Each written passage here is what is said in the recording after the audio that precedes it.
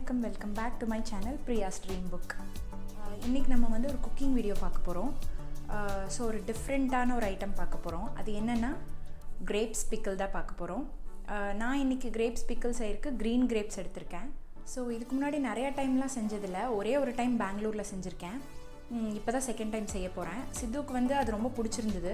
So அதில் வந்து நிறையா டாட்லருக்கும் ஏற்ற மாதிரி கொஞ்சம் ஆல்ட்ரேஷன் பண்ணி செஞ்சுருக்கேன். ஸோ வாங்க வீடியோக்குள்ளே போகலாம்.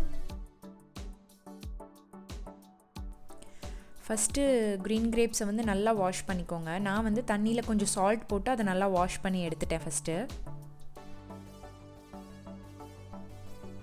அப்புறமா ஒரு கிரேப்ஸையும் இந்த மாதிரி கட் பண்ணிக்கணும். நான் இப்போ கட் பண்ணுற மாதிரி ஹரிசாண்டலாகவும் கட் பண்ணிக்கலாம், இல்லை உங்களுக்கு வேணும்னா நீங்கள் வெர்டிக்கலாகவும் ஹாஃபாக கட் பண்ணி வச்சுக்கலாம். எப்படி இருந்தாலும் நல்லா தான் இருக்கும். நம்ம எடுத்திருக்க இந்த க்ரீன் கிரேப்ஸ் வந்து ரொம்ப இனிப்பாக இல்லாமல் கொஞ்சம் இனிப்பு கொஞ்சம் புளிப்பு கலந்து இருந்தால் டேஸ்ட் இன்னும் நல்லாயிருக்கும்.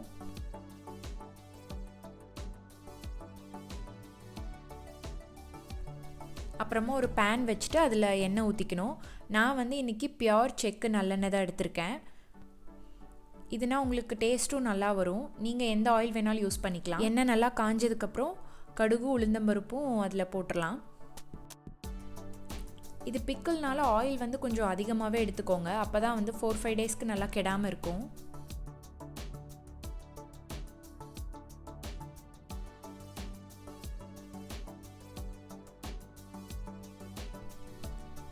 அப்புறம் அதில் வந்து கறி லீவ்ஸ் ஆட் பண்ணியிருக்கேன்.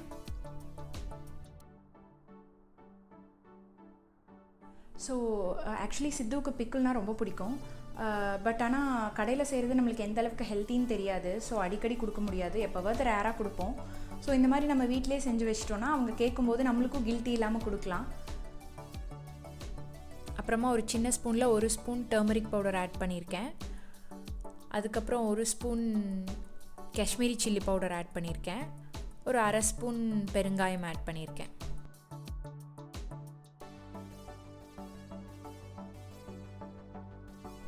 இந்த மசாலாலாம் போட்டுட்டு 2 மினிட்ஸ்க்கு அப்புறமா நம்ம கட் பண்ணி வச்சுருக்க கிரேப்ஸு போட்டுடலாம். ஆக்சுவலி நான் வந்து இது டாட்லர் ரெசிபிங்கிறதுனால காஷ்மீரி சில்லி பவுடர் நிறையா ஆட் பண்ணிவிட்டு நம்மளோட சாதா சில்லி பவுடர் வந்து கொஞ்சமாக ஆட் பண்ணியிருக்கேன்.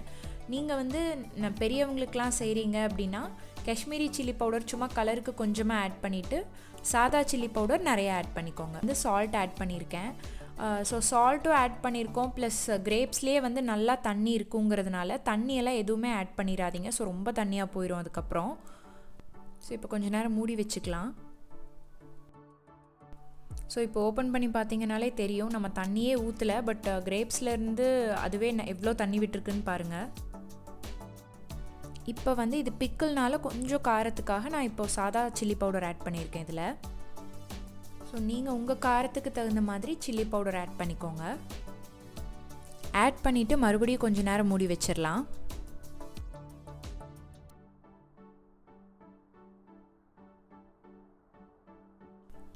ஸோ இதெல்லாம் பண்ணும்போது through out the process medium ஃப்ளேம்லேயே மெயின்டைன் பண்ணிக்கோங்க.